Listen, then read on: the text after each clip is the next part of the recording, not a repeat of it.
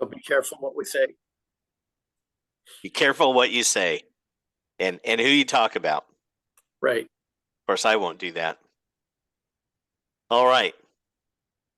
And you should now be looking at the study guide, right? Look at you. Yep. So I'll blow that up so maybe it's a little bit easier to see. All right. Well, let's jump right on into it. Kind of go through and we can talk about the rules that pertain to this. And I'll ask you as we go through, Sadie, you're the new kid, so I'll ask you what you think the rule is. You are under no pressure to get it absolutely right. This is more like from your days playing, what seems like it is the right rule, or if you think it's like I just don't know, it's too messy, and that's fine too. But we'll ask you on some of those. For the first three questions, these are pretty rote and standard for us as Washington officials. First, the first one, question one, prior to the contest, the officials required to ask the coach, does your team have a healthcare professional authorized in concussion management? Of course, the answer there is true. I'm going to ask you for the answers, but I indicate them all here, so maybe that's going to be cheating for you, Sadie. I won't cheat. There you go. My paper. We'll work off that. Okay. One thing I will say is because we need the head coach to answer this question, that makes it imperative that the head coach is the one you talk to for the plate meeting. And as the head coach is there, the head coach doesn't send somebody else out. That doesn't happen very often, but if it does, you need to make sure you have the head coach, just to be sure. Number two, after being removed from the game for symptoms of a concussion, a player must be evaluated by proper medical personnel prior to returning to play. Who is responsible for making sure the player has been properly evaluated? Head coach. Yep. Which means that if we send them off and the head coach puts them back into play, we will assume the head coach has done their job. Now, the liability is not on us at that moment. Correct. Yeah, because we've asked the coach. The coach should have access to a healthcare professional trained in concussion management, provided they answered yes at the beginning, and then we send them off, and we just assume the coach has done their due diligence, and we allow them back in the game. Of course, then question number three. After being removed from the game for symptoms of a concussion, the player is approved to return to play. A few plays later, the player is once again showing signs of a potential concussion. What should be done? B. And the answer is B. Yeah, the player is sent off for evaluation. The player is sent off for evaluation just as if it happened the first time. So we don't treat the players appreciably different once they've come back to play, unless we see something and then we send them off just like we would. That also something to be careful about is sending a player off is if you or one of the umpiring crew has seen signs or symptoms of a concussion. Now, if a coach decides to remove a player on their own because that's what they think, they don't necessarily have to communicate to us, and then we haven't sent them off. We haven't done anything. We let the coach handle it. And if the coach sends them back, they send them back. If we see signs or symptoms, then we call the coach and we send the player off to be evaluated. Then all these protocols fall into place. Let's go to now the questions that get into Rule 1 and question 4. The on-deck circle must be occupied and the offensive player must use either team's or may use either team's on deck circle? False. False. Now, do you know why it's false? Because technically nobody has to be in the circle. No one has to be occupying it. Correct. The circle must be occupied there's no must if they don't want to put anybody out there. Also, the second half of the statement that the player may use either team's on deck circle in federation by federation rules, that's also not allowed. So if they want somebody out there, they have to be in front of their own dugout. What you're gonna get, Sadie, is because in club ball and in USA ball, that is allowed to do that. Okay. Oh, So don't let it, I mean, they're gonna run over there and they're gonna go into the other one because they do it in club ball, but you Makes just bring sense. them back. okay. Yeah, and you shouldn't like be having a pitcher ready to pitch or anything. It's usually during some kind of like lull time when nothing is happening.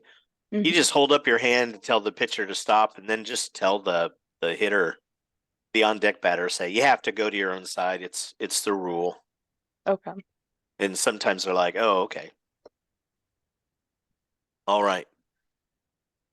And something I didn't realize last time, Scott, was they're only allowed to have one person in that on deck circle. Correct. So if there's two people and they're warming up, standing, they got to get out. Now, at the beginning of an inning, Scott, you're going to allow someone to be on the field and in the on deck circle, right? You know, that's a great question, and the rule book is not clear. Yeah. So what the rule book says is when there is a batter at bat, when there is somebody who is up to bat, there can only be one on deck batter warming up.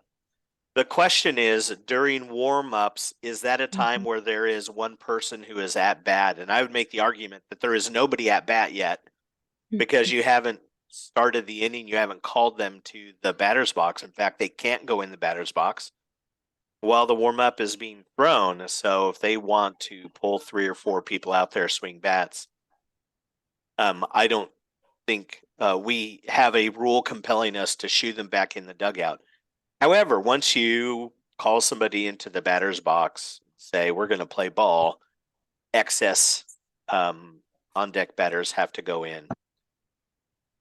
Tony, by the way, Sabino is another one of our umpires, came to us from California.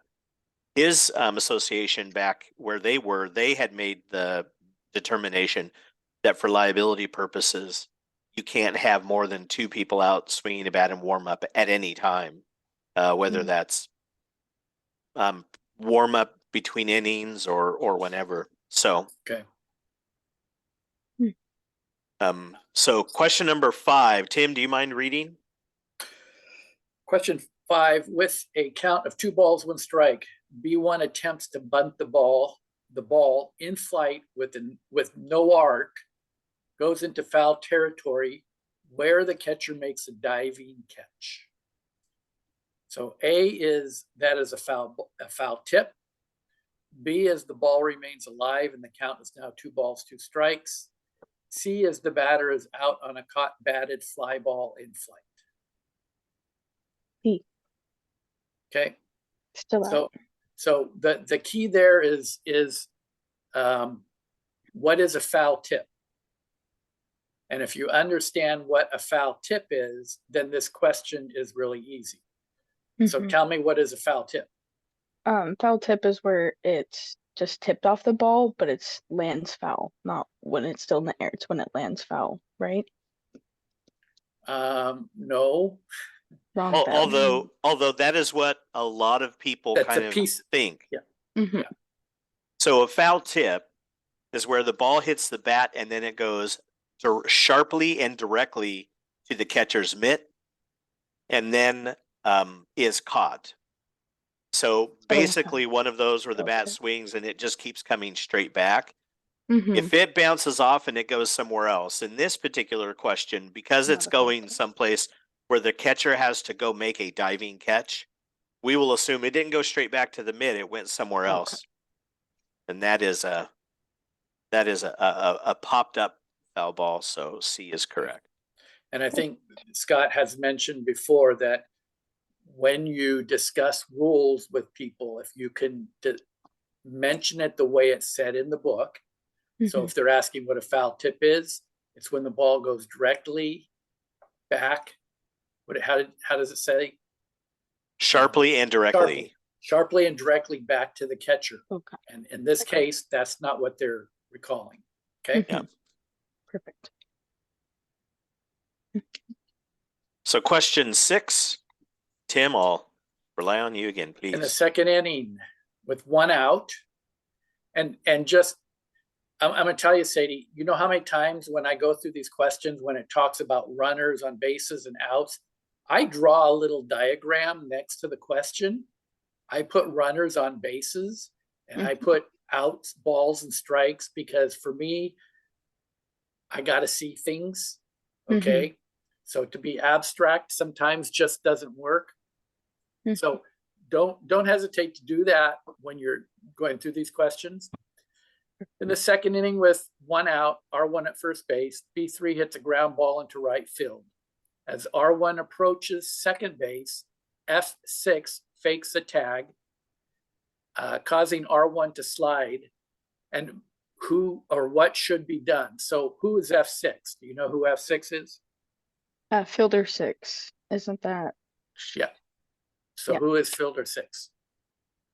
That's a shortstop. I was gonna say short or second. Yeah, that's a shortstop. Okay, so she makes a fake tag on the person coming into second base. So your answers: A is a fake tag is always considered obstruction. Award A1 the base she would have gotten if the obstruction had not occurred. B is a fake tag is obstruction. Award R1 third base. C, disqualify F6 for applying a fake tag. A. So it's A and Y. Because it's a fake tag, or any tag is considered an obstruction, and she wouldn't be getting awarded third base. Just as you would act as if nothing had really happened with the obstruction, so she just stays at second. Right. So you are correct that any fake tag is obstruction. Now, that piece of it, go a little bit further, and I don't know if you want me to go that far into it, Scott, but obstruction is a judgment call by you on where you're going to place the runner. Okay.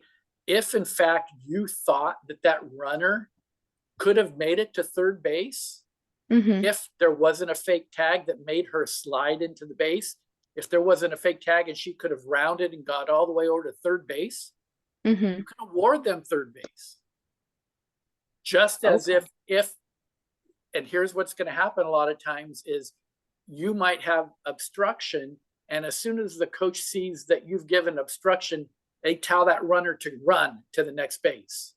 You can't have an out in obstruction. You can never have an out. So you either give them the bases that you think they could have got, or you return them to the base. So if they saw obstruction at first base and there's no way they could have made second base, but the coach tells them to go and they get out at second base, it's not automatic. You return them to first base if you don't think they could have made it. Okay. Does that make sense? Okay. And if you work lower level ball games, you will see a lot of obstruction. You'll see a lot of fielders who just are in the way of the runners because they just don't know. Especially at first base. Especially at first base. So what's the signal? What's the signal for obstruction, Sadie? I do not know. Okay. So that's a real easy one. You're going to take your left arm and stick it straight out to the side. Okay. And make a fist with your hand. Okay. Or you'll be holding your mask. Yeah, exactly. But that's indicating that you have obstruction. Okay. And you hold it just long enough so that people would see you, and then you can put it down because you might have to be running out in the field or something. Okay. Okay. Yeah. And our mechanic is when you have obstruction, you give the signal and you verbalize obstruction. So to the extent that the players, the runners know that you have called it. Some people are very good about that. Some people aren't so. But, yep. But remember that obstruction is a delayed dead ball. You wait for the play to finish out. And then when it's all done, you call time and you start communicating. I have obstruction here. I'm awarding the runner or I'm returning the runner back, and you move on. Okay. So you do call time first. Yes. Yeah. Because you gotta play kill the should be play done. somehow. Yes. Yeah. And so you let the play finish, then you call time so that nothing else can happen. You invariably the only time you will apply the penalty for obstruction is going to be when that runner tries to go ahead and they are put out by the defense. Like the girl in this instance slides into second, realizes the ball's nowhere near here, gets up, tries to make it to third, but by that time they've had enough time to throw it to third and tag her out. As soon as they make the out, then that's when you would go time, because she can't be put out. She's protected between second and third. Okay. And then you would say time, obstruction at second base. I'm awarding the runner third, or I'm putting the runner back at second. Okay. Yep. I will tell you, especially as you're working early on, if you're working with a partner, say in some scrimmage games or some jamboree games, if you see obstruction, call it. And then if something happens and you're like, I'm not quite sure what to do, let your partner help you figure all that out. But you just say, I've got obstruction at first. You know, just tell your partner, I'm not sure exactly what to do now. They'll help you out. Okay. Yep. Perfect. Question 7. If the ball goes out of play, the umpire must allow the runners to complete their base running responsibilities before a dead ball appeal can be made. True. The answer is true. So the runners need time to finish running. Say the ball goes out of play and you're going to give them a 2-base award. So the batter runner is heading to first, but the ball went out of play. And then you call time. As soon as the ball goes out of play, it's time because we don't have play. And then you tell the runners, you get 2 bases, let's say. If that runner should step over first, like miss it entirely on their way to second, you have a possible appeal, right? The runner missed first, but the runner gets the opportunity to finish their base running. And if they stop in the middle and go, backtrack, they touch first, the coach can't come out and like, I appeal before the runner they get the time they need to finish their running. And so they come back, they touch first, then they go on to second. Now they're at second. There is no appeal because they came back and touched it. Makes sense. Question 8. The batter bunts the ball and interferes with fielder 1, which would be the pitcher, we would assume. Interferes with fielder 1 attempting to field the ball. Whether the ball is fair or foul is determined by the ball status at the time of interference. True. Yep. When you have a call that happens and an interference call is an automatic dead ball, right? When you kill it, where was the ball at the moment that happened? If the ball was still in fair territory, then it's a fair ball, even if it continues to roll and goes out. So it's at the moment that the thing happened, where was the ball? By the way, that reference 221G is the wrong reference. So 225-1E really deals with what a foul ball is in that instance. Okay. And I believe that 221G also deals with that, as I was looking that up. All right, Tim, 9 and 10. With no outs, a runner on third base, R1 on third base, the batter, B2, hits a pop-up that F3, fielder 3, moves forward to field. With the ball in the fair territory, B2 interferes with F3's attempt to make the initial play on the batted ball, and the untouched ball rolls and settles in foul territory. The umpire rules this is a foul ball as it settled in foul territory. Correct ruling or incorrect ruling? Incorrect. Okay, so why? Wouldn't it be considered a dead ball because there's interference? Yep. Yep. And And what we talked about in the previous I was going to question, say right? point at the time of whenever the infraction occurred, like location. the ball Okay. was fair. Yep.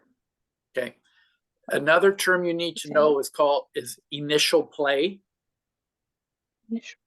Initial play is when a person is making a play on a ball other than the pitcher. Okay. Okay. So and that's dealing with the defense. Because that's important because well, I'm not gonna yeah, I don't want to give you too much here. So there's I'm writing it down. if you look at rule 2-47, you can put that next to it. There's article 2 talks about making a play on the ball. Know that because that's good terminology to use. And then an initial play is in article 3. Understand what those two items are, because you will use those when you're defining or explaining something. Okay. Okay, we good with 9? Mm-hmm. Okay, 10. In the second inning with 1 out, R1 on first base, B3 hits a ground ball into right field. As R1 approaches second base, F6 fakes a tag, causing R1 to slide into second base. Does this one sound familiar? Yeah. A little bit. These two questions are pretty close. Okay, so A, no violation has occurred. B, interference is called and F6 is ejected from the game. C, a fake tag is always obstruction. Award R1 the base you would have reached if the obstruction had not occurred. Or D, a fake tag is always obstruction. Award R1 third base. I'd say C. Fake tag is always an obstruction. That is true. So that's the same. C and D could be both correct. Okay. But what's the difference between the two, as we've already talked? R1's awarded the base that she would have reached if the obstruction hadn't occurred versus just getting awarded third base. Exactly. In your opinion, in your judgment, if they couldn't have reached third base, you don't give them third base. Sure. It's not an automatic. Good. All right, question 11. With a count of 2 balls and 2 strikes, and R1 on first base, B4 attempts to bunt the ball. The bunt is a pop fly in foul territory. The catcher makes the catch. After the catch, R1 advances safely to second base. Now, what is true about this is B4 out, the batter. R1 must return to first base. R1 can remain at second base, or both A and C. B4 is out and R1 can stay at second base. Both A and C are correct. Now, if this was a pop fly in foul territory, why do we allow that runner from first to go to second? I guess I don't know how to like describe why. It just kind of like the action wasn't to them, so why would they get their base taken away from them? The action wasn't there. That's a good way to think about it. Specifically, what the rule says is that if a pop fly in foul territory is caught, the ball remains live. If it's popped up in foul territory anywhere and any player catches it, that remains a live ball. So it's like a caught fly anywhere in the field, the runners can still advance. Okay. As long as the ball remains in playable territory. Yep. If they catch it outside of the field boundaries, Mm-hmm. out of the playable area, or if they carry it out, it's a different situation. Yep. But you will see that a lot when you got a runner at third base and there's a fly ball, even if it's foul, if they catch it, even in foul territory, they can tag up and go home. Mm-hmm. As I Or say, the any second other base. the player touches the ball, they can run. Yep. Very good. That makes sense. Number Okay. 12, which of the following is true about a foul tip? A, the ball goes directly to the catcher's mask and is caught by the catcher. B, the ball goes directly to the umpire's mask and is caught by the catcher. C, the ball goes directly to the catcher's mitt and is caught by the catcher. Both A and C are correct. I would have to say C. The ball goes directly to the catcher's mitt and is caught. Yep. So it can't hit the catcher just anywhere. It has to go directly to the catcher's mitt. I think there's a lot in the rules that assumes that the catcher's mitt is like in a place to catch the pitch had it not been touched by the bat. Mm-hmm. So, so we're really looking for the ball going sharply and directly right back, but presumably to the catcher's mitt. If it's a tip that comes up and hits the catcher in the mask or hits even the umpire in the mask, so it changed trajectory to go up, that's not a foul tip. What is that, by the way? Just a foul ball. Just a foul ball, even Yep. though it was caught, just a foul ball. But you come up big and sell that. You come up big, foul ball, okay? No, Yep. perfect. And to reflect on what we told you on Sunday, do you remember when we said, when does it become a foul ball? Once the ball either hits another object, hits the ground, or is just considered out of play. Or comes to rest. In this Comes case, to as soon as rest. it goes back and it hits the mask, catcher, or the umpire, it becomes a foul ball. Okay. But even though it's caught, doesn't matter. It became a foul ball as soon as it hit the mask. Okay. All right, Tim, 13-14. Which of the following, and I hate these not questions, which of the following is not correct about interference? And what I try to do in these knots is to say, take the knot out of it and see what is correct. And then the Mhm. one that isn't, you get the right answer, right? Mm-hmm. Okay, so which of the following is correct about interference? A, there must be contact. B, when a base runner is hit with a batted ball. C, when a batter runner is hit with a thrown ball while running outside the 3-foot lane. Or D, the ball is dead. So going back to what I was saying, which of the following is correct about interference? Let's start at the bottom. D, if there's interference, is the ball dead? Mm-hmm. Yes or no? Yes. Okay. C, when a batter runner is hit with a thrown ball while running outside the 3-foot lane. Yep. You know what the 3-foot lane is? Isn't that by the bases? No, Most I don't of know the that. time it's between home and first. Oh, That's it's your home first. 3-foot lane. Is it so they have the rounding capacity to get to second? Is that the 3-foot lane? Oh, No, it's no. just the 3-foot lane is something that they put halfway up the line between home and first base. So as they go and they're going to try to step on the orange bag, they need to stay in that lane because of throws, unless the fielder is on the base on the orange base, then they can go on to the inside. But they're usually protected as long as they stay inside that lane when a ball is being thrown. Okay, if they're outside of that lane and the ball is thrown and it hits them, Mm-hmm. now they become an interference. Okay, Okay, that makes sense. so going back to this here now, where am I at? Okay, so when a batter runner is hit with a thrown ball while running outside the 3-foot lane, is that interference? Mm-mm. Running outside the 3-foot lane? Oh, yes, running outside is yes. Yes. So D is yes, that's interference. C is yes, that's interference. B, when a batter runner is hit with a batted ball. Yes. Okay, that is interference. And then, so A, there must be contact. Is that interference? Mm-mm. Okay, why? There doesn't have to be contact for it to be considered an interference. Okay, so how else could they interfere with something if there isn't contact?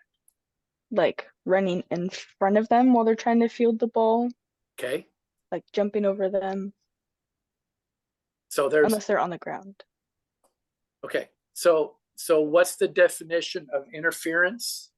That's what another one you need to know if you go into your rule book. Interference, I'll tell you, is this. Interference is an act, physical or verbal, by a member of a team at bat who illegally impedes, hinders, or confuses. Hinder, impedes, and confuses. That's the terminology you use. Because a coach is going to say, but they didn't touch her. The ball didn't touch them. They didn't, the fielder didn't run into them. But all you need to know is that if they hinder, impede, or confuse. So like you said, they could jump over a ball and in your judgment that hindered them. Okay. Mm-hmm. So you don't have to have contact. So the correct answer there is what? For not correct? A, there must be contact. Correct. That one, you don't have to have contact. Exactly. I was going to say something about this. The second part, the B on there, it says when a base runner is hit with the batted ball. Have you ever seen a base runner get hit with the batted ball? Mm-hmm. Okay. So why is that one not the correct answer? Because it's why where is that not interference? because that's it's not intentional. Typically, when they get hit with the ball, it's like when they're running and it just hits their feet. Okay, you're Close to it. that's what you're saying is not right, but that is what all coaches think. Okay, so here's the deal with that. If a fielder has the opportunity to make a play on that ball, Mm-hmm. and it hits a runner, then you're going to have interference. Okay, so for example, I'm running between first and second, Mm-hmm. and the second baseman is behind you. The second baseman is behind you. Now, if you get hit with the ball, did the second baseman possibly have a play on that ball? Mm-hmm. Absolutely. So you have interference. Okay. Now let's go the other way. Let's say the ball was hit closer down the first baseline and you're taking off. The ball now passes the first baseman and now it hits the runner. Not interference. No interference, because remember I was saying about an initial play? Mm-hmm. That first baseman had the opportunity to make that initial play and couldn't. Okay, so therefore, even though the ball hits the runner, you got absolutely nothing. And everyone's going to yell, it hit her, that's interference. No, Mm-hmm. because no one had a play on the ball. Does that make sense? Mm-hmm. Okay. Good. All right. 14. Is that me or you? That's me. During the fourth inning, it is discovered that A23 is playing center field for A12. A23 did not report in as a substitute. Which of the following is true? A, A23 is ejected from the game. B, A23 and the head coach are ejected from the game. C, A23 is entered into the game with no penalty. Or D, a team warning is issued to team A.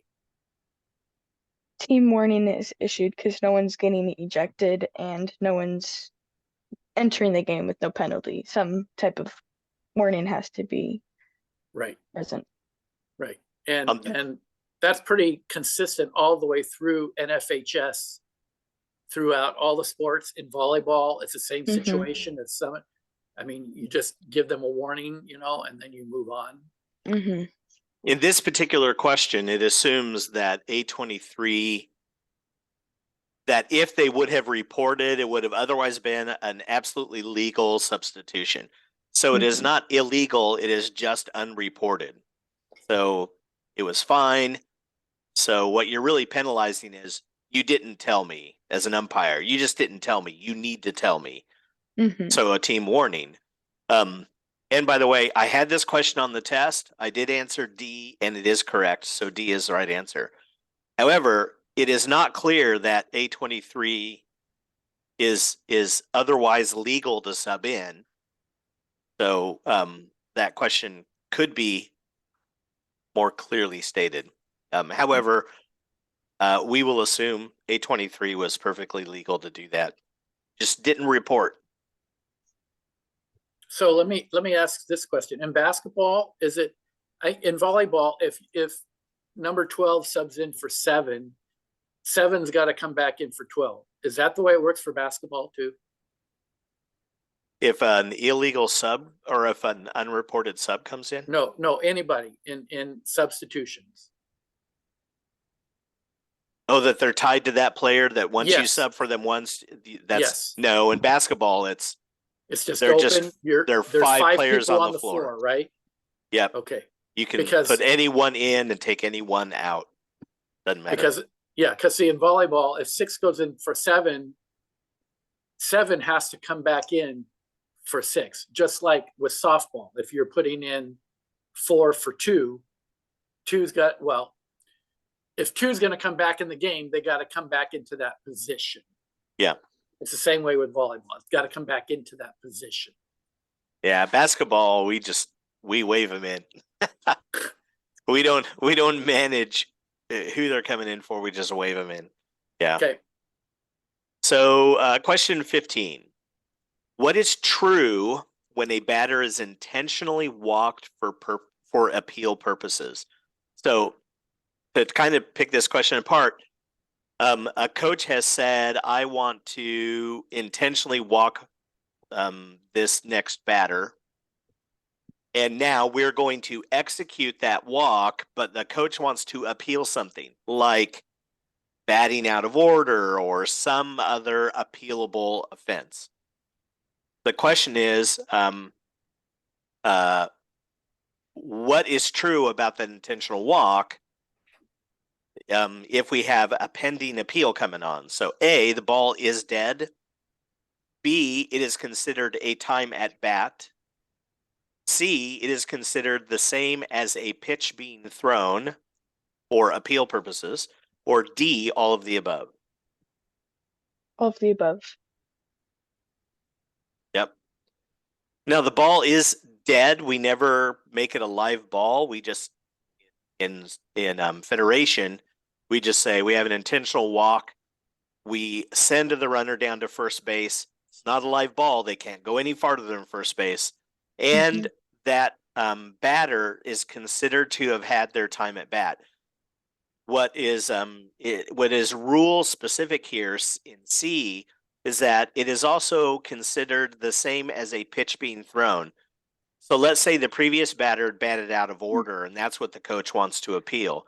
Once the defensive coach says, I want to intentionally walk that batter, that's the same as a pitch being thrown, and now we can't appeal something that happened before that pitch. The pitch has technically been thrown. It kind of, now the only appeals are things that have happened since that pitch has been pitched. At the lower levels of softball, you probably won't deal with that very much. That becomes much more nuanced at higher levels. Number 16, in the 5th inning, substitute S1 reports to the umpire for entry into the game. She is not listed on the original lineup card. A, this is illegal. She is not permitted to play in this game. B, it is legal. However, the coach is restricted to the bench. C, it is legal, but a team warning is issued for changing the lineup card. And D, it is legal and no warning is issued, no penalty whatsoever. I would have to say it's going to be C. The team is just issued a warning. Yep. In Federation ball, if the lineup card was incorrect, then you correct it, you warn the coach, and then you can just go on, and you don't stop somebody from playing. Now, what do you do if it happens again? Now we've got an issue, Mm-hmm. but it's a Isn't coach that- problem, right? Yeah, isn't that when the coach is restricted to the bench? Yep. Yeah, because that's like that. A coach, you're messing up too much now. So, But isn't it the player too? The player and the coach? I We'll don't to have. look that one up. Yeah, I don't think it is for the player. I think the player can substitute into the game, but the Okay. coach has messed up. If you think about it, the player hasn't done anything wrong in this instance. Right. Mm-hmm. Purely the coach.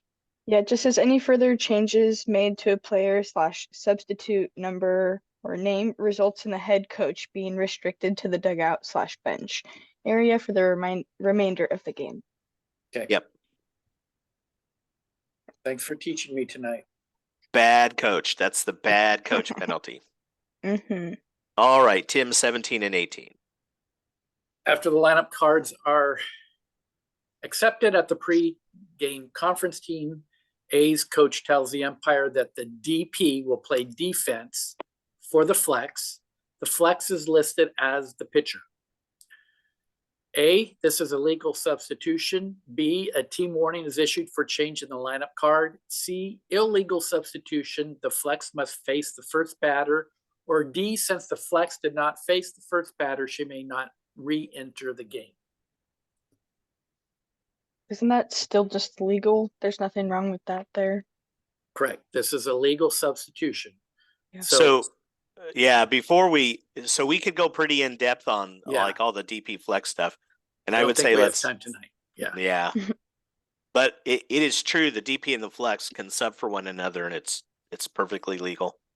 Yeah, I would encourage you, Sadie, either get with Scott or myself at a different time. And I don't know, Scott, if you're going to do any training on the DP flex this year like you did before, but make sure you understand that you're not going to see it at the middle school level, but you will see it at the high school level. And I would be willing to bet that over half of the coaches don't even understand it. So it's really important that you do, because they're going to ask you, can I do this? Okay. So get with Scott or get with myself to really understand that DP flex. Okay. And don't take Tim on his bet because that's a sucker's bet. Easily half the coaches don't know exactly how to run DP flex. Yeah. Okay, 18, and I got this one wrong. All of the following are considered legal, provided they fit securely and are made of non-abrasive material, except which? A yarmulke, B, a hijab, or C, a helmet made of polythene foam to prevent concussions. C, okay. So, and Why? Yeah, why? Because the other two are religious, where you can't tell someone to not wear it. That's true, but isn't this helmet, isn't that a protection for somebody?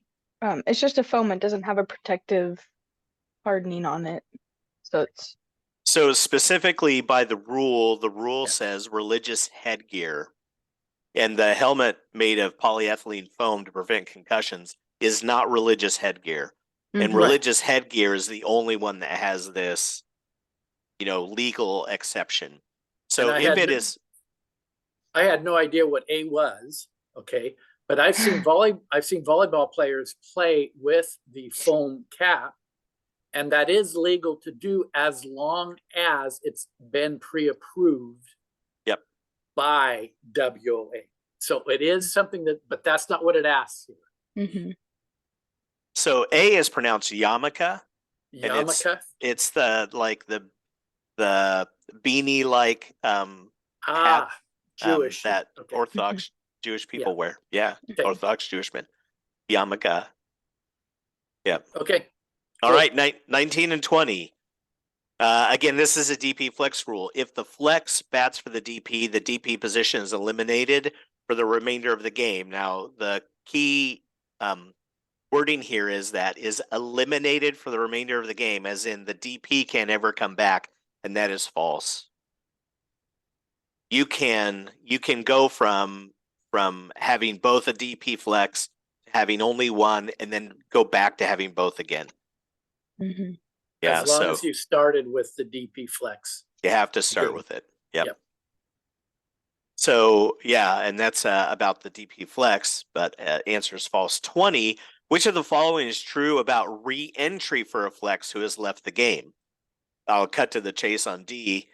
The flex may re-enter one time and only in the 10th position of the lineup. That is a little bit difficult to understand, because that is assuming that it's the same player who is continuing to be the flex. You can actually have somebody sub in for the flex, and now a different player still has I can go out once, I can come back in once. So it's a little unclear. However, D, assuming that no other player is becoming the flex can re-enter one time and only in the 10th position of the lineup. And then, all right, Tim, 21-22. And this is going to be a DP flex thing again, and I'll just give you the answer. And like I said, talk about it later. Team A has only 10 players and is using the DP flex option. In the 5th inning, the shortstop, not the DP or the flex, is injured and is unable to continue playing. Which of the following is true? A, the game is over. Team A loses by forfeit is not true. Okay. B, the game will continue. Team must play with 8 defensive players and taken out when it is the shortstop's turn to bat. That's not true. Okay. C, the game will continue. Team A may play with 9 defensive players and taken out when it is the shortstop's turn to bat. That is the correct answer. D, the game will continue. The flex must bat in the injured player spot in the batting order. It's not true. Okay. And the thing there is that because the flex can play defense for any other player in the lineup, they just can't bat in their area. So that's why if the player cannot bat anymore and they can't substitute anybody else in for that player, then that's an open position there. They have to take it out every time, but the flex can play defense for that person. That makes sense. Okay. Yep. 22. Umpires may inspect player equipment. True or false? True. May, That is but not correct. must. They may, exactly. Yep. Very, very true. And in fact, you have to, if you suspect a piece of equipment is illegal, you can ask for it and inspect a bat or inspect a helmet or something, and yeah, so you can. 23. Which of the following is true about a charged conference? Each team is allotted 3 defensive and 3 offensive conferences in a 7-inning game. A team may not use 2 defensive charge conferences in 1 inning. An extra inning game defensive charge conferences are cumulative. And D, a team may only use 1 offensive charge conference in any inning. D. The answer is D. A is wrong because you can have 1 conference one offensive conference every single inning, so you can have up to 7 or more if you go into extra innings. Well, I guess it says 7-inning game. B is not correct because you can use all of your defensive charge conferences. You can go out and talk to the pitcher. Like, you can use all 3 of them in a single inning. It doesn't matter. You're not restricted. In C, the extra inning game defensive charge conferences are cumulative. That's not true because if you go to an extra inning, everybody just gets 1 more defensive and 1 more offensive. Doesn't matter what you've used previously. Per inning. Per Per inning. Yeah, per extra inning. That leaves us with D, which is true. So, nice work.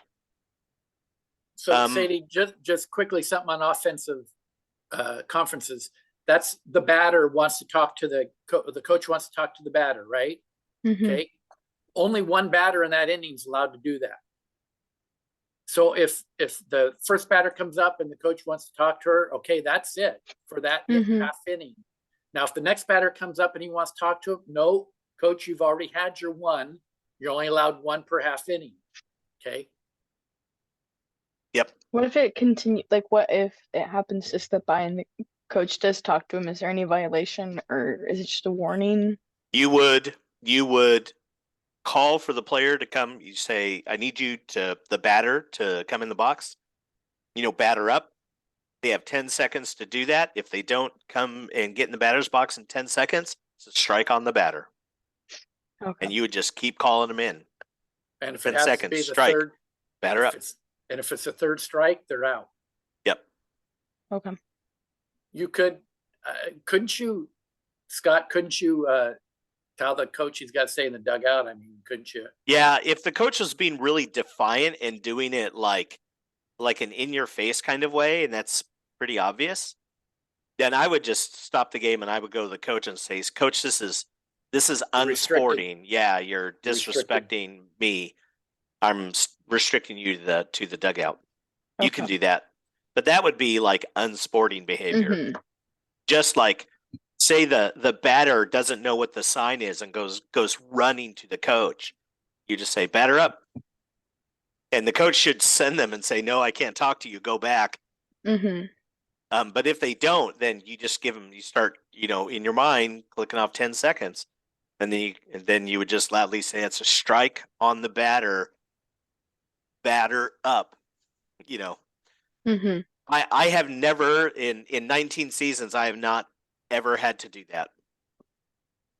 I've never seen it happen, but yeah, it may. They usually just get a really quick word in and then shoo them off and go. And all right, it is what it is. Yeah, bunt. I just need you to bunt. Go bunt, and then they send them to the batter's box. Number 24, wristbands with a playbook or a play card. You know what they're talking about, right? Did you use those when you played? I didn't personally. My coach didn't agree with it. He's like, that's cheating. Just have it in your brain. There you go. Old school.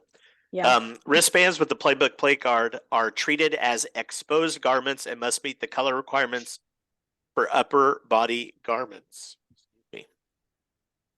And the answer to that is false. It's not a garment. It is a piece of equipment. It does have color restrictions, but they're much broader than like garment. And the reference there is incorrect.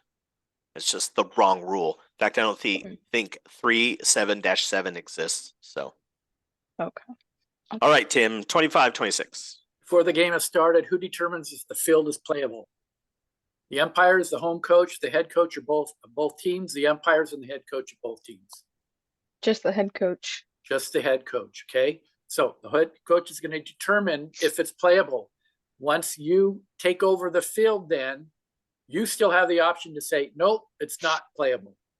Okay. And you can call the game, okay? So he might want to get the game in. It's raining out there. And by the time the first pitch is thrown, the field is just unplayable. You can say, oh, we're done. Okay. I was about to say, if the storm happens in the middle of a game, I have the power to stop the game before the coach does, even. Safety first. Okay. Yep. Safety first. Yo, that is your call. Once you step on that field and he tells you, once you have that meeting, he's saying the field is playable. It's yours. Now Okay. you are in control of that field. Okay. So Would it be anything at wise that to talk point with that coaches? huh? Like if it does start raining and like some coaches, like if it's like on the line of too much, would you recommend talking with the coaches or just make a judgment call?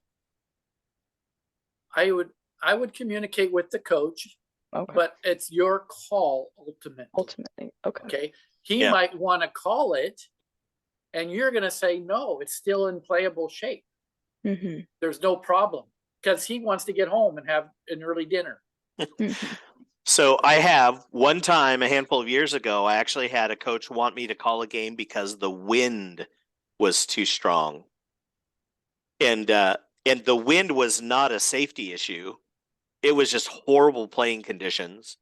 But both coaches, this is at Scotty Fields, by the way, Tim, both coaches finally agree, like in the second inning of our second game of the doubleheader, they're like, we can't play in this. And I said, all right, both coaches wanted the game to be called because of the wind. I did that. Otherwise, it's only for a safety issue. It's usually rain. And you're looking for, any kind of a, like if it just starts to get slippery, you just you're liable if you allow players to continue to play on a unsafe field. So you just want to call it. Remember, the bases are going to get slippier quicker than what the dirt is. Okay. Yep. So, and I the remember other the piece, days. yeah. And then the other thing too, just to remind you, is when you have that coaches meeting, it's the head coach of the home team who goes over the ground rules of the field. Okay. He's going to say, oh yeah, the fencing over here is tight, or we have an opening over here, or there's a hole out here, or there's a sprinkler here. Okay. You let him discuss those things first, and then you can ask questions or add to it after he's done. Okay. But ultimately, once that's turned over to you, you are in control. Okay. Yep. Makes sense. Okay. 26, after the game starts, or after the start of a game, it is a forfeit if either team is unable to field 9 players. True or false? Wrong. 8 players. 8 players, exactly. They have to start with 9, okay? But then if someone got hurt, they can continue to play with 8. Now, if that 8th player can't bat, what do you have? A forfeit? Or do you just No. have someone the DP flex? Well, if they only had 8 players to continue the game, nobody else to substitute or anything, what would you do when that 9th player is supposed to come up and bat? It's considered an out. Exactly. Yep. Wherever that's at in the order, it's an out. And then you keep going on in the lineup. Perfect. Yeah, important distinction. You must start with minimum 9. You can continue to play with minimum 8. Okay. Yep. So what if you have a player who has a sprained ankle? She can't play. Okay, you put her out in the outfield for 1 pitch. Okay, and then you pull her. You continue the game, right? Makes sense. Okay. Yeah. That's funny. I never thought of it that way.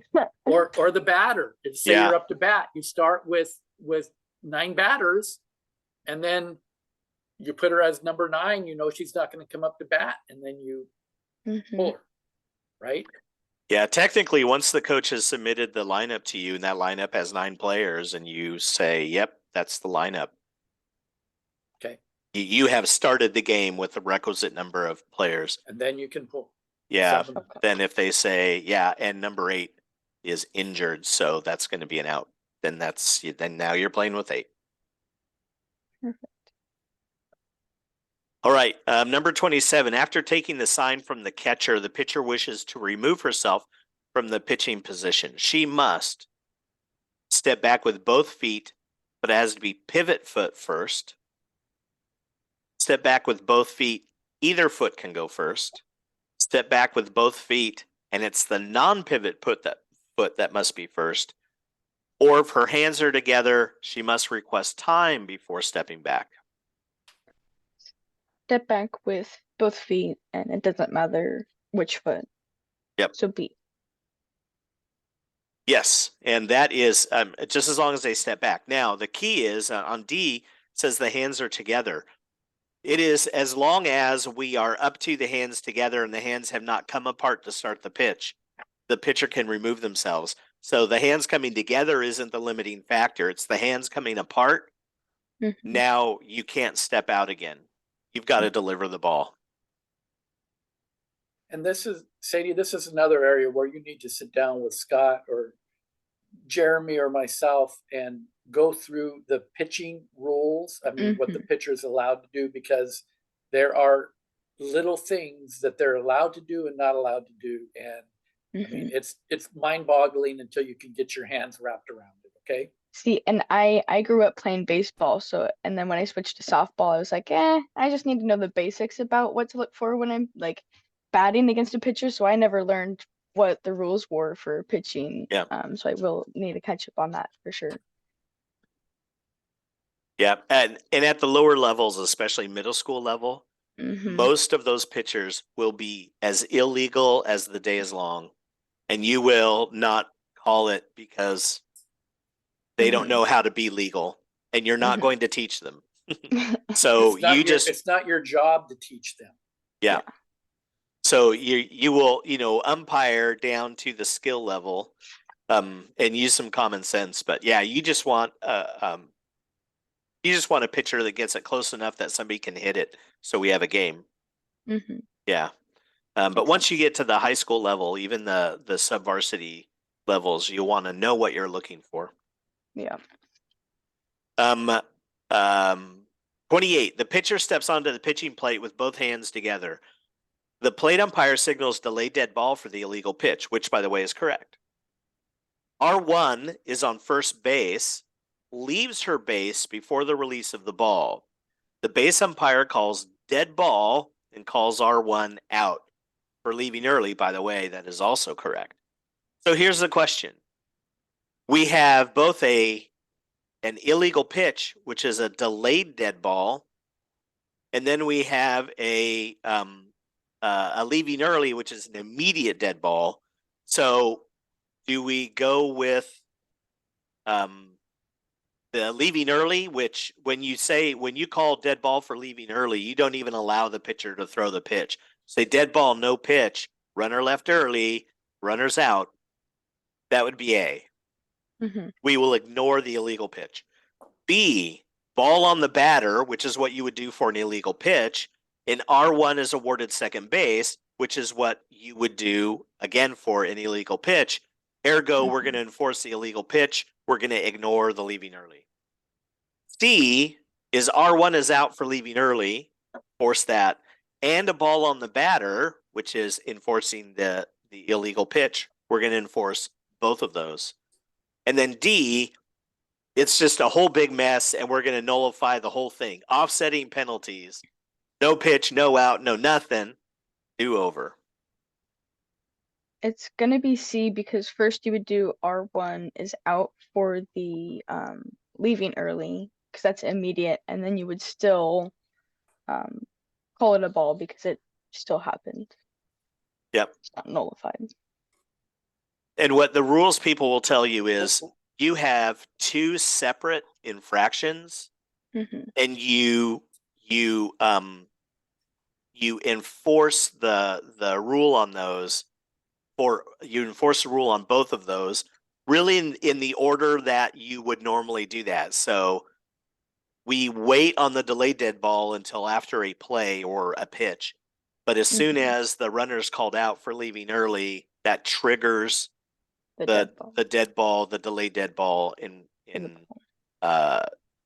enforcement. So we call the runner out for leaving early, and now we enforce the penalty for the illegal pitch, which is the ball on the batter. I disagree with you. On answer C or Yes. on my justification? No, on answer C. I think I put down A and got it correct. And here's why. I put down C and got it correct. So, Seriously? yep. Okay, so if you go to, on your rule book, page 53, the reference is 6.2.4.C, and you go through the penalty.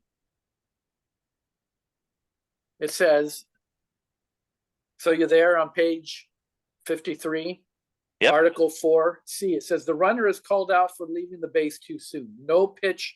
Well, Article 4 is no pitch is declared when the runner is called out for leaving the base too soon. Now, if you go to the penalty and look at 4A through D, the ball is dead immediately and all subsequent action on the pitch is canceled. If the batter so Mm-hmm. that's why I say it's A. That's true, because it would be immediate, because you're gonna stop the play before the ball's even pitched to say. Even on the delayed dead ball. Yeah. So what do you think, Scott? Well, so the infraction on the illegal pitch, the delay dead ball, Yeah. the illegal pitch says because it was an illegal pitch, my runner can't be put out. I mean, I can take the result of what happened, or I can take the penalty, which is a ball on the batter, and my runners get to advance one. So they look like they're competing. One is canceling out the other. I can tell you because I think Bill Wagner actually helped to write this particular question on the test, and he was very emphatic. They're separate, so you enforce both of them. The runner leaving early being the first. Okay, so that's why we both got it right, huh? Well, I mean, I answered C and I got it correct on the test. If you answered A and you got it correct, Yeah. it Well, when may I be. take it, I'll let you know what I get. Yeah, There you go. There you go. Go in the middle, okay? Go with B. Yeah. Probably correct too. Just kidding. Yeah, no, don't do that. I wouldn't. Yeah, I would. The only time a runner, so because the illegal pitch says you can take the result of the play, or there is no play to take the result of in this particular case for the illegal pitch. So the runner being called out happened before the pitch was even thrown. However, an illegal pitch can be committed before a pitch is thrown. For instance, say somebody stepped onto the mound with their hands together, which they're not supposed to. They're supposed to be apart when they put their feet on the pitching plate. But their hands are together when they do that, like in this. And the umpire says illegal pitch, which you would verbalize. And the pitcher's like, oh crap, I just made an illegal pitch. So then they just back up and they don't ever pitch the ball. You don't not enforce the illegal pitch. You still enforce it, even though there was no pitch and there was no play. You still enforce the penalty, which is a ball on the batter. And any subsequent runners, let's see. They changed that, didn't they? The runners don't advance one? Only if forced. Only if forced, yeah. So yeah, you don't automatically get it's just a ball on the batter. Yeah. And if they hit the ball and they get on base and all runners advance one, you don't have anything. Yeah, just then like catcher obstruction. Yeah. Then you've already gotten all the maximum benefit from you've already gotten more than the penalty enforcement would get you. So it's not even a choice. But so that's the language that I would tell you, and I think that the rules committee wants us to treat the illegal pitch and the leaving early as separate infractions, and they're both penalized. That's how I answered it. Okay. So with that left completely muddy for you, Sadie. There you go. You get everything you paid for right here. All right, Tim, 29 to 30. In FP, which is fast pitch, when does the pitch start? When does the pitch start, Sadie? When the hands separate. Okay, when the hands separate. Remember, when they step on the mound, their hands have to be apart and Mhm. they have to bring They them come together. When their hands are apart, the ball can be in either hand, can be in the glove or it can be in the hand, doesn't matter, but they have to be separated. Then before they start the pitch, the hands have to come together. Then as they separate, that's when the pitch starts. So the correct answer is what? B. Nope, C. When the hands Yep, separate. C. Yep, Yep. when the hands separate. Which the pitch. 30, the pitcher, after taking the signal from the catcher, brings her hands together, then steps back and throws the ball to the catcher. Illegal or legal? Legal. And why is that? Because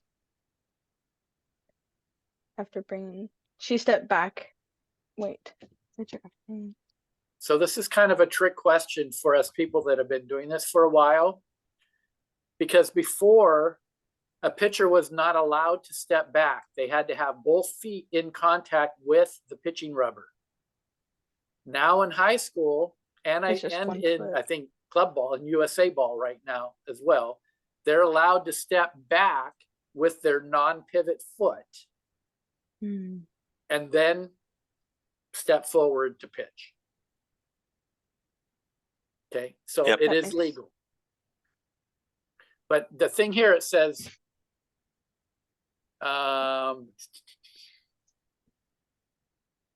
and throws the ball to the catcher. To me, that's like throwing overhand. It doesn't Yep. say pitch the ball. I do hate how this question is worded. However, yes, it assumes that the pitcher actually stepped back and then pitched an otherwise legal pitch, right? right. So the language in the rule book is that the step back has to begin before the pitch begins. So while the hands are together, the person takes a step back. Even if they separate their hands while they're before that back foot lands, you're fine as long as it started before their hands came apart. Okay. That makes. Yep. All right, 31. How many warm-up pitches does the pitcher get? 5. 5. Or A minute. 1 minute. That's it. A lot of players assume, and it used to be the rule like years ago, the rule was 5 pitches when you first start and 3 every inning after that you return to the pitching mound. But a number of years ago it was changed to it's 5 or 60 seconds. I'll tell you, like I said in our training, if you really are looking at 60 seconds, you probably don't have enough. You don't have enough time to throw 5 and do much of anything else. Mm-hmm. So, yep, but 5 pitches. I'll tell you, Sadie, at the varsity level, or even at sub-varsity, high school level, I'll give them 5 pitches the first inning. After that point, you're going down on the third. Let's get this game going. Yep. Mm-hmm. And at the Unless varsity it's a- level, Yeah. At the varsity level, they are certainly fine with that. The pitchers don't need 5 warm-ups. No. Some pitchers come out and they throw 1 and they say, "I'm good, let's go." Mm-hmm. But yeah, don't let them take all the time in the world. Certainly don't let them come out and manicure the front of the mound and pack the dirt in and then still want their 5. No way. Maybe 1 now. Let's see. 32. The pitcher deliberately rolls the ball to the catcher to prevent the hitter from hitting it. Legal or illegal? Very illegal. Yep. Can't do it. It's an illegal pitch. And I've seen that happen once in my life. I have never seen it. It was at after your time, Scott, out at what is it? Liberty Christian. They were playing like Bickleton or one of those smaller schools, and the coach didn't want to pitch to the girls, so the pitcher literally rolled the ball to the catcher. And I was behind the plate and called a ball, and after the second time, Kinsey was out in the field. Jeremy comes and goes, That's an illegal pitch. They're not allowed to do that. So, and the coach who was coaching there for like 20 years said that's the first time they've ever heard that. So, and he was right. Every coach will tell you the second you inform them of a rule, every coach will tell you that's the first time I've ever heard that. Don't fall for that, or don't fall for that's not what another umpire told me. Hey, listen, I can't vouch for all the bad advice you've gotten in the past. I don't know anything about that. All I know is here's the rule. Here's what I'm enforcing. All right, Tim. Several batters bat out of order before it is discovered the player who should be batting next is on second base. So you understand what's happening here? Mm-hmm. Okay. So is it A, she is out as a batter, B, she is out as a runner and comes to bat, C, she remains on base and is not out as a batter, or D, she is removed from base and ejected from the game? C, she remains on base and is not out as a batter. Okay, correct. The thing you got to remember about batting out of order is it has to, first of all, it has to be caught before the first pitch to the next batter. Once that first pitch comes in, whether legal or illegal, mm-hmm.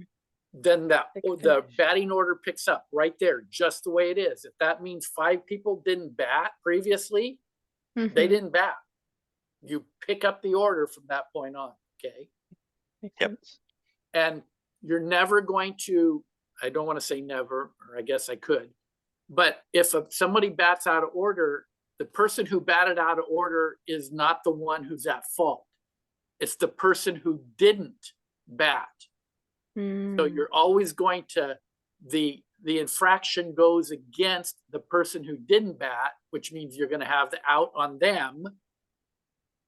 And then you get the right batter in order. Even if that batter just batted and got on base, they will come back and bat again.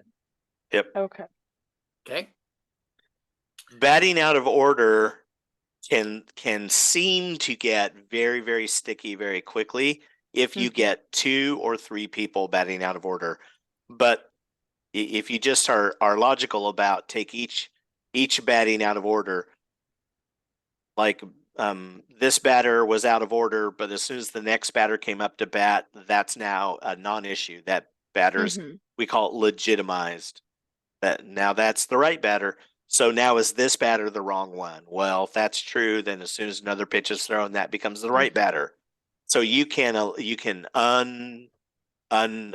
knot that yarn, but you just have to think through it. Okay. 34, with R1 on first base, no outs, improper batter, B7 comes to the plate in the place of B2. B7 hits into a double play with R1 out at second base and B7 out at first base. Batting out of order is made by the defense before the next pitch. So what happens? The double play stands, or B7's at bat is negated, B1's out at second stands, and B2 is out for not batting in her proper order. C, B2 will be the next batter. D, B8 will be the next batter. B, because B2 will take the out because it was her wrongdoing. Okay. Out goes to her. And what else? How else do you explain that? That is negated. B7. And then I don't know. Okay, so any outs that happened in that inning will stand. Okay, so like it said, you got an out at one of the bases, which was at second base, right? So that out stands. You're going to call out the person who should have batted, and the one that did bat and got at first base, she just comes back and bats again. That bat is negated. Okay. But because the out happened, they got the out, that out stands. So if they would have caught a fly ball or a tag up and they got somebody out on a tag out, that tag out would still count. remain. Okay. So you had 2 outs in that inning then, either way, right? the batting out of order, and the out that stood. Okay. So one way to think about it is you're going to have an out on the improper. You're going to have an out because of the improper batter, Mhm. and you're going to have any other outs that the defense made that inning. So, Okay. so you're going to have definite one plus any others they made. Mhm. 35. Batter number 3 bats in place of batter number 1. After a pitch to batter 4, the defensive coach appeals batting out of order. So it should have gone B1, B2, B3, B4, but instead it went B1, B3, and then B4 came up to bat, took a pitch. So is B3 declared out and B1 becomes the batter? Is B3 or B3's bat is at bat is nullified? B1 is declared out and B2 is the correct batter? Since a pitch was thrown, B3's at bat becomes legal and B2 is the next batter. Since the pitch was thrown, B3's at bat becomes legal and B4 is the next batter. D. Since the pitch was thrown, batter 3's at bat becomes legal and batter 4 is the next batter because B3 already saw pitches, so the official order starts after 3. Yeah, now on your lineup card and in the rule book, there's going to be a skip of batters, but as soon as B3, as soon as a pitch was thrown to B4, B3 became the batter of record. And now we just jump to wherever B3 is in the lineup and we say proceed in legal order from there. B4 next. Yep. Perfect. Very good. 36. The batter swings at a pitch and is struck on the hand with the ball. The ball rolls into fair territory. What do you have? Live ball? Play on. Dead ball. A ball on the batter. Batter is awarded first base because they were hit by the pitch. Or it's a dead ball, but a strike on the batter. And if it's the third strike, the batter's out. D. Dead ball, still a strike. Hit her in the hand, though. Coach is Isn't going the to hand say, part of the bat? Well, if it hit any other part of the bat, well, Coach is going to say, but her hands are a part of the bat. And you will say, no, they're not. mm-hmm. And what another umpire, a college level umpire used to tell me, he'd say, when she lets go of the bat, Coach, do her hands fall to the ground? No. And I say, Coach, when she bought the bat, were her hands attached to it? Yeah. So she took a swing, and because the batter took a swing, you can't just say it's a ball. And then the ball hit her in the hand, which is the player being hit by the ball. So now we have a dead ball hit by a pitch, but it was on the swing. So it's a strike. It's not a ball. We don't send him to first. We don't do anything else. It's like, nope, you were swinging. That is a strike.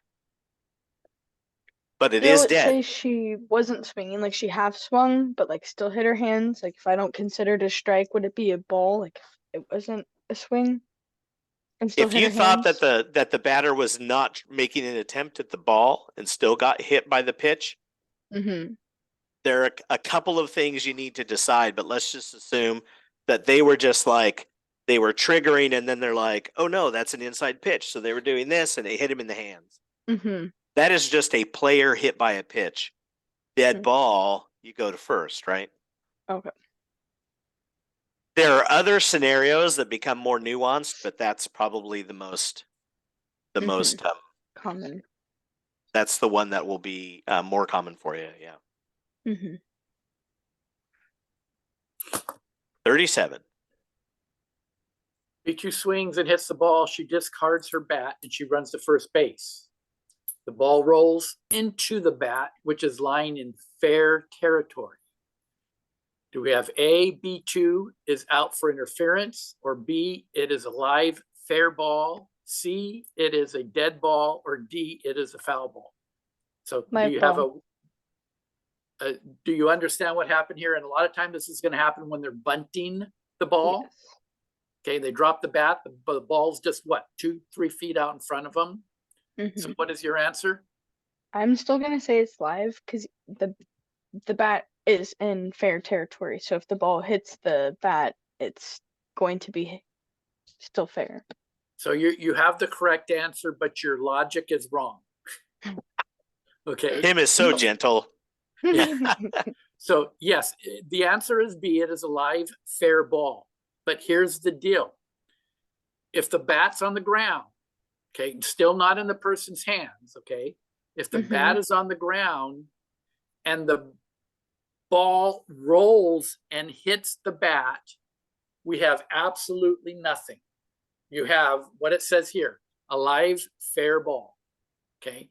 If the bat is moving and the bat moves into the ball, that means the person dropped it and now the bat has interfered with the ball. Now you have a dead ball and you have a foul ball, right? Okay. Yeah, I see that difference. Okay.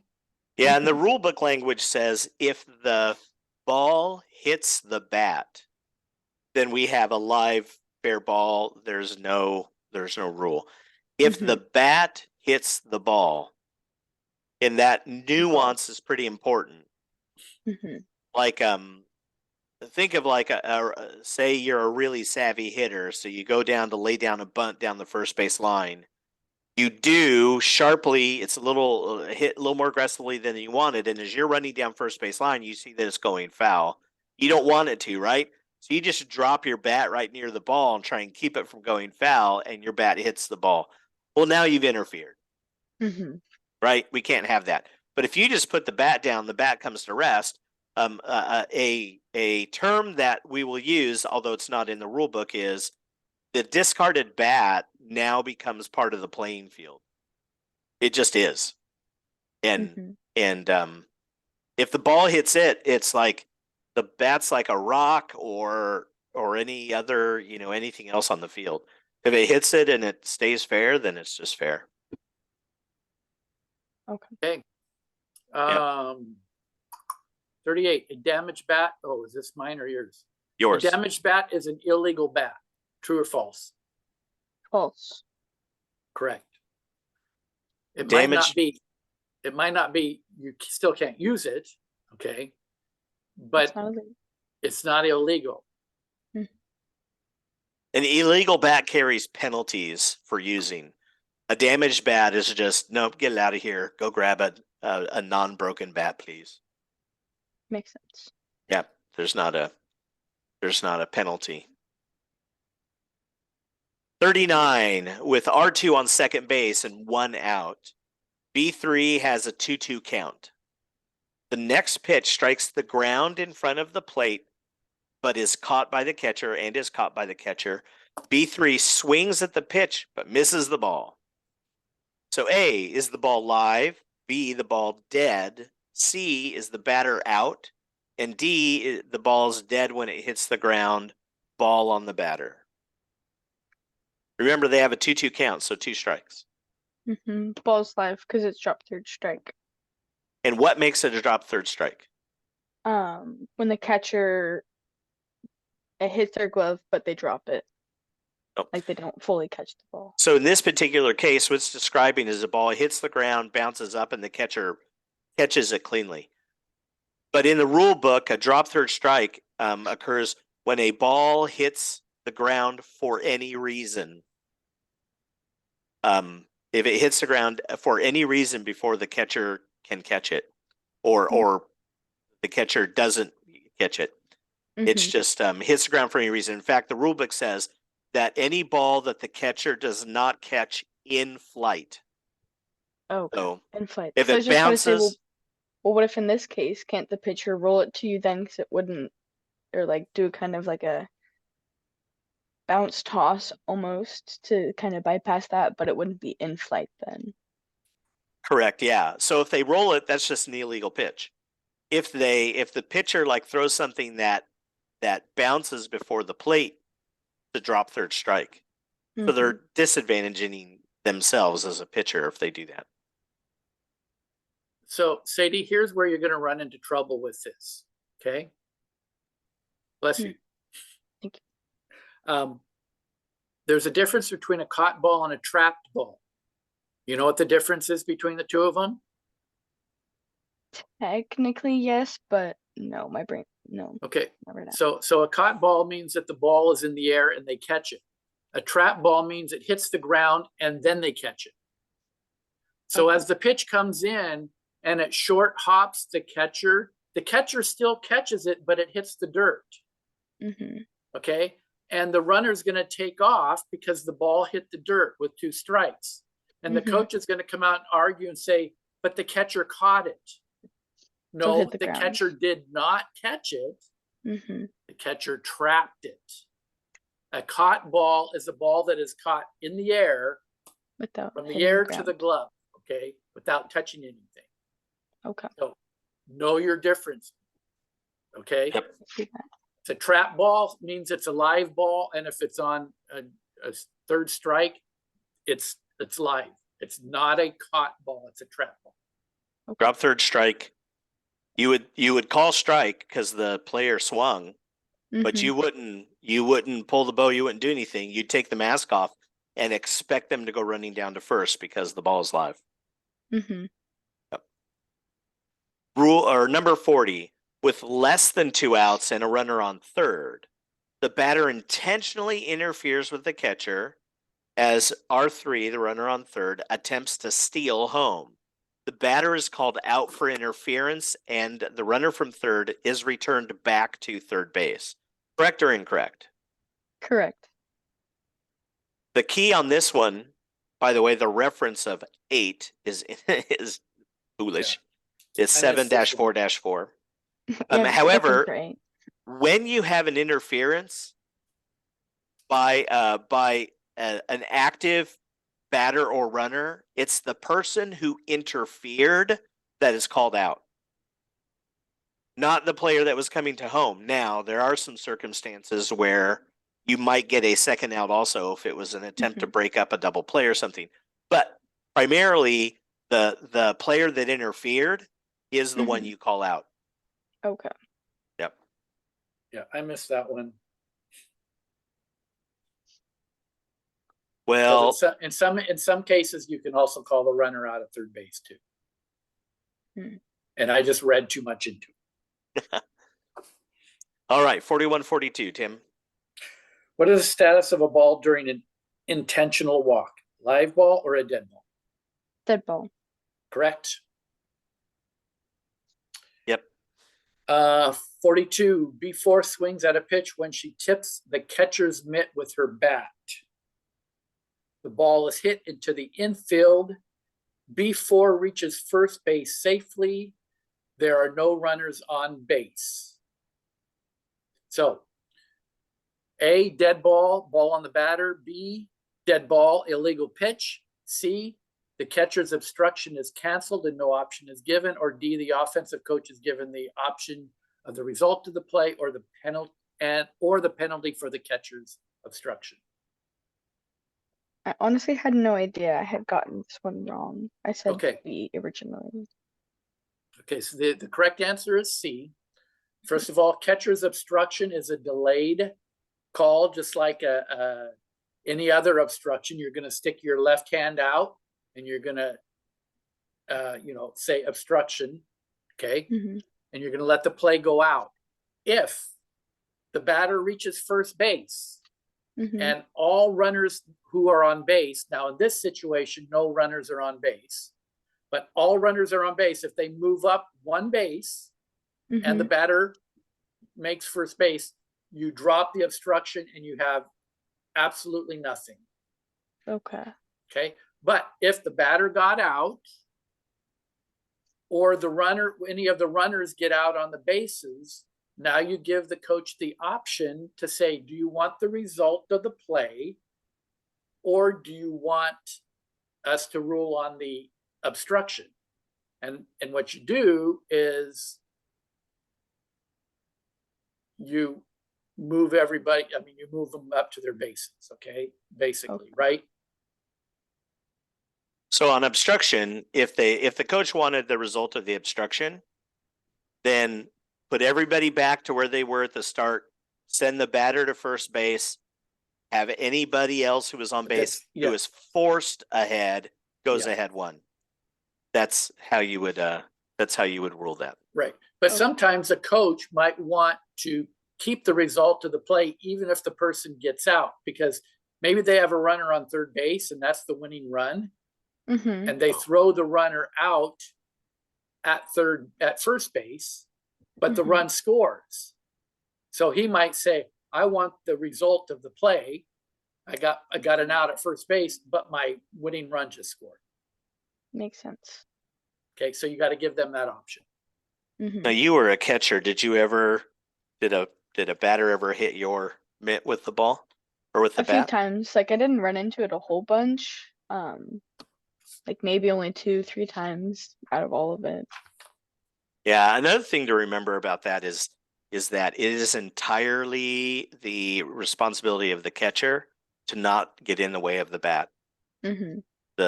As long as the hitter's like swinging any kind of a normal swing, the catcher's liable, not the hitter. So it's always the response. It's catcher obstruction every time. It's never batter obstruction or something. Mm-hmm. Yep. All right. I've got to switch out my headset here real quick. So let's see. 43. 43, 44. Tim, do you want to go ahead and take those? With bases loaded and 2 outs, B6 swings at the pitch and makes contact with F2's glove. B6 still manages to make contact with the ball and hits the ball to the fence in right field. All 3 runners cross the plate and B6 misses first base. So what do you have? A, B6 is ruled out on the appeal for missing first base for the 3rd out of the inning and no run score.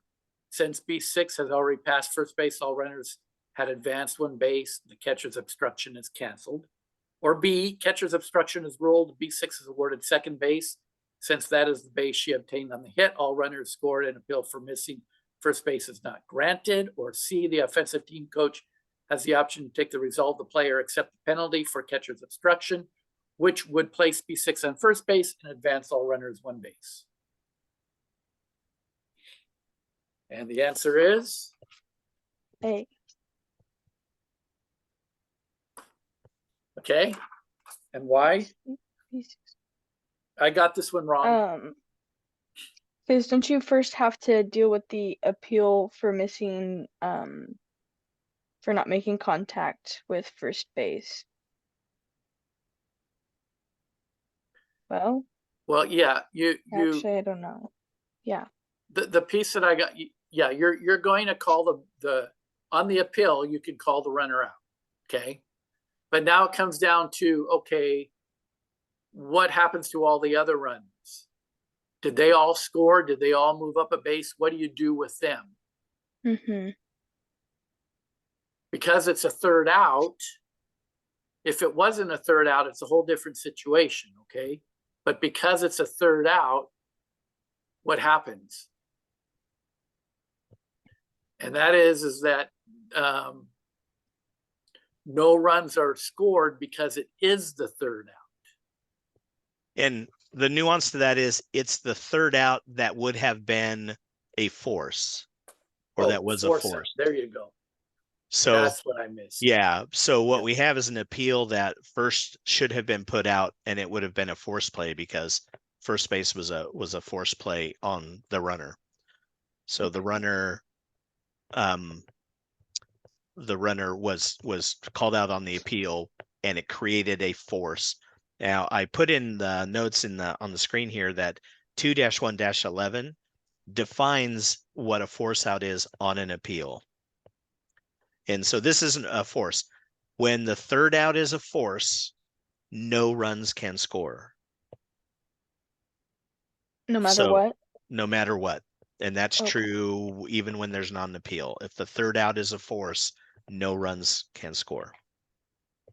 Okay. Yeah. Thanks for clarifying that for me. Mm-hmm. Yeah, it's kind of nuancy. So 44, B1 lays down a bunt in front of home plate F2 fields the ball and throws it to first base to try to retire B1. The ball hits B1 5 feet in front of the first base while both feet are in the air and both feet last touch the chalk of the runner's lane when they last contacted the ground. A, B1 is legally inside the runner's lane and the ball remains live. B, the ball is immediately dead and is ruled out for interference. C, it is a delayed dead ball and defense has the option to resolve the play or ruling B1 out for interference. B1, they were legally inside the runner lane, so the ball's gonna stay live. Right. As long as So- their last contact was in that lane, you've got nothing there. Mhm. Okay. You have a catcher who should have done their job and cleared themselves, either get back behind the catcher, the home plate, or in front of and get a different angle to the throw, right? Mhm. Yeah, important to note here that as is consistent with all definitions of whether a player is inside or outside of any chalked area, on or over any part of the area is considered in. So feet on the chalk is inside the running lane. Mhm. Feet on the chalk are inside the batter's box. In order to be outside, you have to have a foot on the ground completely outside. So, and that's kind of just a pretty standard definition of what it means to be inside a chalked area or outside. Mhm. All right, 45-46. With R1 on second base and R2 on first base, we have one out. B3 hits a fly ball in the infield. The umpires do not verbally call or signal infield fly. The ball lands untouched between the pitching circle and second base. Both runners advance, and B3 reaches first base safely. The defensive coach claims an infield fly should have been ruled. The umpires agree that the ball could have been caught with ordinary effort. In other words, yep, it should have been an infield fly. Mhm. So A, since the umpires did not call or signal infield fly, too late. We can't use it. We can't call it. B, on the infield fly, they're going to enforce it. The ball is dead. B3, the batter who got to first, is out. And the two runners that advance need to go back. C, B3 is out, the batter. All runners return to the base that they were at the time that the pitch was made, unless they were in the act of stealing. So if they had been on the move like a steal, then we would allow them to stay ahead one base.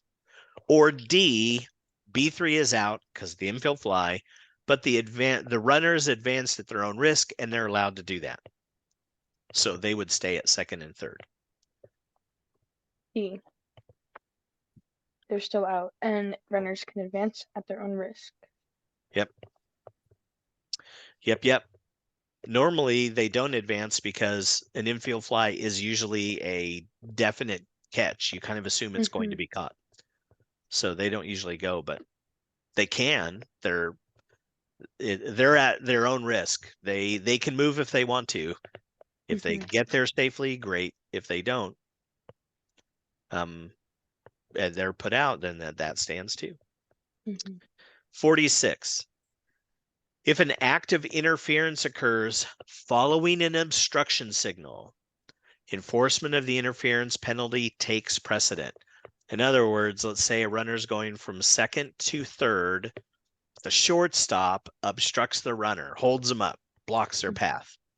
They try and go around and they go running into the third baseman who's trying to make a play on the ground ball, and they interfere.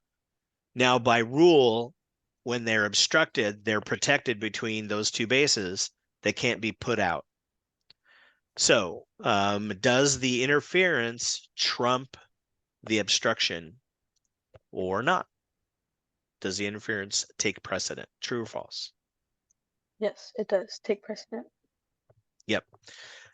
The defense can't put that player out, but the player can jeopardize themselves by Mhm.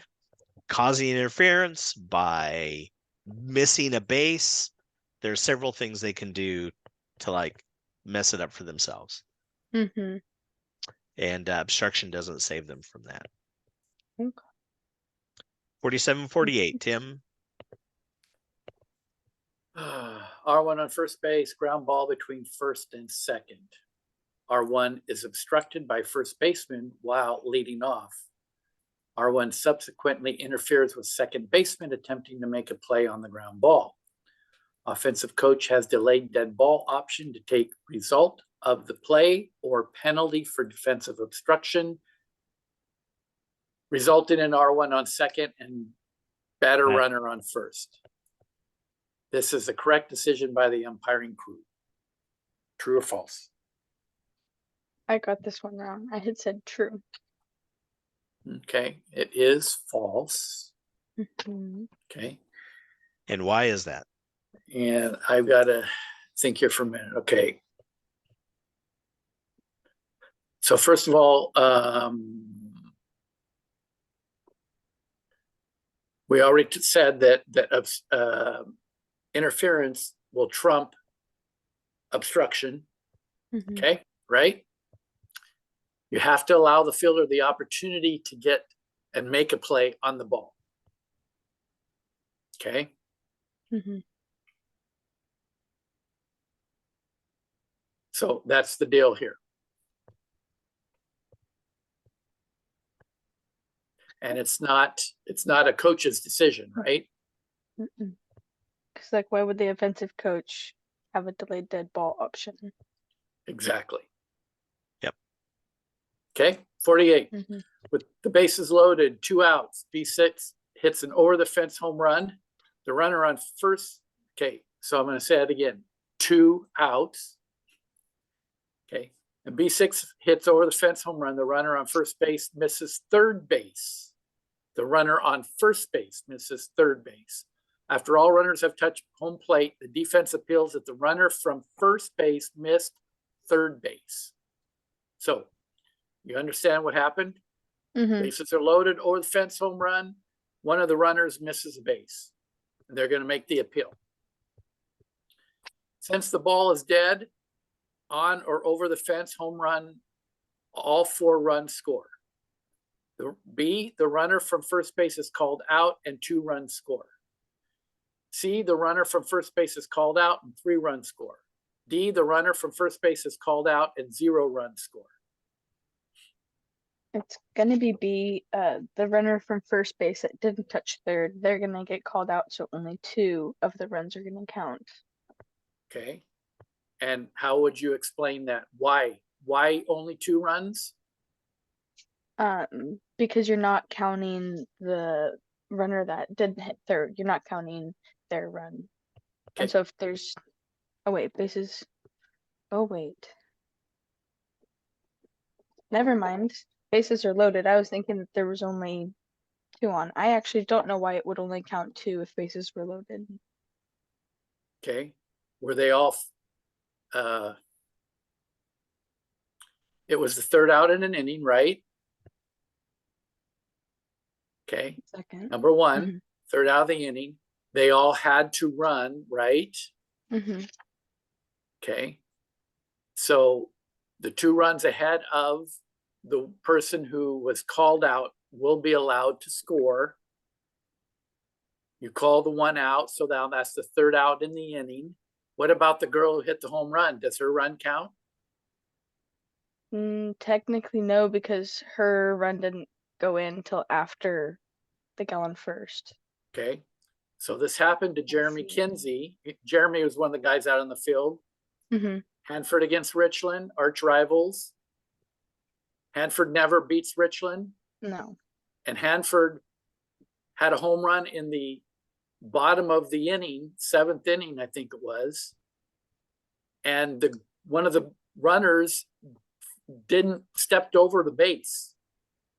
And the coach appealed it, and he saw it and took the runs away, and they lost. And Jeremy got ripped in the newspaper and everything else by people saying, how could you do something like this? It was incredible. Was this recent? It's been about maybe 10 years ago. Okay. Because I was like, if it's the same coach, because I went to Hanford and I Oh, know that coach. no, but it probably was different coach. I don't remember if it was Leslie. Was Leslie your coach? Mm-hmm. Okay. Yeah, I don't know if it was Leslie. It's not the current coach, but I don't know if it was Yeah. Leslie at that time. Sounds like something she would do. So one Well, thing, it was the parents that were more yeah. obnoxious. of course, because you took a win, you Mhm. Yes. snatched victory from the defeat from the jaws of victory. In this particular scenario, what is different than the other appeal third out scenario is that this third out is not a force play because the runner from first was forced to second, but Mhm. was not forced to go any farther, right? Because you're only forced to the next base. And once Mhm. you get there, you're not forced anymore. And so when that runner subsequently went to third and missed, that was a third out, but it wasn't a force out. When an appeal results in a third out, and that is not a force out, Mhm. then all previous runners score and all succeeding runners, all everybody behind you is not allowed to score by rule. So we have the runner from third scores, that's 1. The runner from second scores, that's 2. The runner from first is called out, and therefore no other runs after them can score, Mhm. which would have been the batter runner who ran all the way around. Mhm. So that's Wow. why in this case, 2-run score, and that's it, because it was an appeal, but not a force out. 49 and 50. Which of the following is not true when the look back rule is in effect? A, that the ball is live when the look back rule is in effect. B, well, first of all, does the ball have to be live for the look back rule to be in effect? No. Yes, it does. Oh, it does. When the Because ball is dead, people can wander all over the field. When Okay. it's dead, you So- can't get an out. No, I shouldn't say that. You can't get an out when it's dead. But when it's dead, Mhm. players aren't like held to stuck to a base or anything. You've killed it, Mhm. so they can wander around. So the ball does need to be live. So that is true. The batter runner has touched first base or been declared out. If that has happened, do we now have the look back rule in effect? No, because ball won't be live. Well, actually, that is true because the ball could still be live. Oh, If boy. a batter runner, let's say that there's a walk and you've got other runners on and they have taken their lead and now the Mhm. runner's going to first, you can't get a look back on anybody until that batter runner is touched first.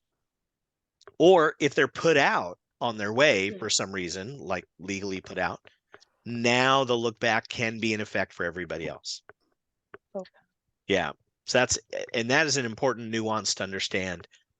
Probably won't affect you at lower levels. Let's go to D here because I give away the answer. The pitcher's possession of the ball within the pitching circle. Is the look back rule in effect when the pitcher has possession of the ball in the circle? Mm-mm. Well, yes. Yeah, it's the only time it's in effect. I mean, that has to be the case for it to be in effect. That's the only time the ball will be live. Is when she's Yep. in the circle. By the way, savvy players will grab the ball and run into the circle and hold the ball like the first baseman, like grab the ball, run into the circle and hold the ball in the circle. Until the pitcher gets there. And to kill the play. But just because the first baseman has the ball in the circle, look back's not in effect yet. Mhm. And that's important to remember because sometimes I'm like, oh, pitcher has it. Hold on, wait, that's not the pitcher. Mhm. That's the shortstop. Now they're giving it to the pitcher. And then C, when the pitcher places her glove with the ball inside the glove on the ground to adjust the ponytail, Mhm. is the look back rule in effect? No. No, because the pitcher does ball not is not have live. possession. They've put it Mhm. down. It's now no longer in their control. So C is the only one that is not true. And then 50. The DP is batting for the pitcher who is the flex. In the fourth inning, the DP reaches base safely. The coach reports that the flex wants to replace the DP. In other words, the pitcher is going to go out onto the bases to run. The coach then requests a courtesy runner for the pitcher. A, that's legal. The pitcher always can have a courtesy runner. B, this would only be legal if there are 2 outs. Or C, this is illegal since the pitcher did not earn her way on base. She cannot have a courtesy runner. It's gonna be C, illegal, because the pitcher got to the base by using the DP, so she didn't earn her way there. Yep. That's the key word, earn. She Mhm. has to earn her way on there. She can't be placed on there. Mhm. Yeah. And the rule book has language. The pitcher or catcher must bat and earn their place on base. They also say earned on in like parentheses or something, but the language that a lot of umpires and coaches use is they have to earn their way on. In every instance, they have to earn their way on. And if they didn't earn it themselves, they can't have a courtesy runner. Mhm. So who can you have courtesy runners for, Sadie? Just pitcher and catcher. Okay, can it be the same person that runs for a pitcher and a catcher? Yes, it doesn't matter as long as it's not at the same time. No, No. has to be 2 separate players. You can't have the same runner run for pitcher, then run for the catcher. They have to be 2 separate players. Okay. And they cannot have already been in the game. So if they were a substitute for somebody and then they came out, you can't use them as a pinch runner or a courtesy runner. Yeah. As a courtesy run, okay? Now it's important. Now we're talking about all the nuance of the rules. Let's say the 3 of us are in the lineup. Tim's a pitcher, you're a catcher, and I'm a sub on the bench because I'm no good, so I don't get to play. Tim gets on base, and the coach says, well, Scott's definitely faster than Tim. So he sends me out to courtesy run. I courtesy run for Tim. Then I score, of course.